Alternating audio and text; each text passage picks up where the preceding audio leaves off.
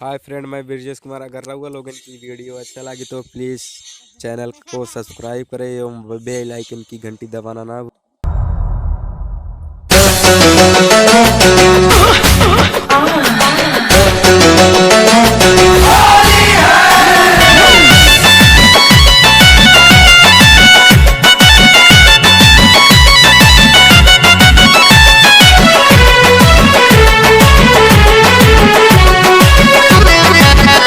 चढ़ल फागुनिया रौरा बानी बहरा एने सुलगता जवानिया के रहरा बोली ना। चढ़ल फागुनिया रौरा बानी बहरा एने सुलगता जवानिया के रहरा काम मरद वाला के करी रौरी बोली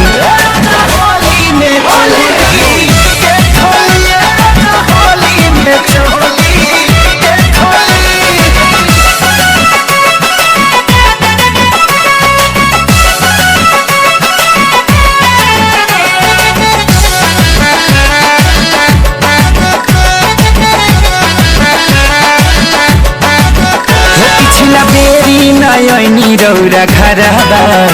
रह गईनी सैया जी बहरवा लूट पैनी न होली के लहरवा भेज दिहनी काहे हमके नैहरवा हो पिछला बेरी नयनी रौरा घरवा रह गईनी सैया जी बहरवा लूट पैनी न होली के लहरवा भेज दिहनी काहे हमके नैहरवा तो सहुनारे तना देखिया बगौआ टोली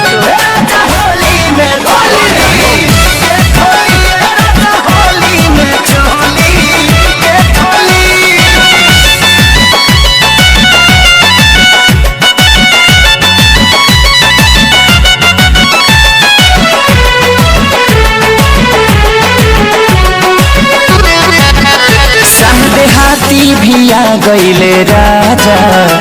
लेते बड़े अपना मेहरी से माजा आंखें सारी आजाद या विवेकवा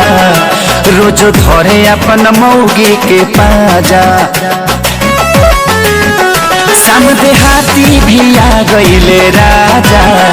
लेते बड़े अपना मेहरी से माजा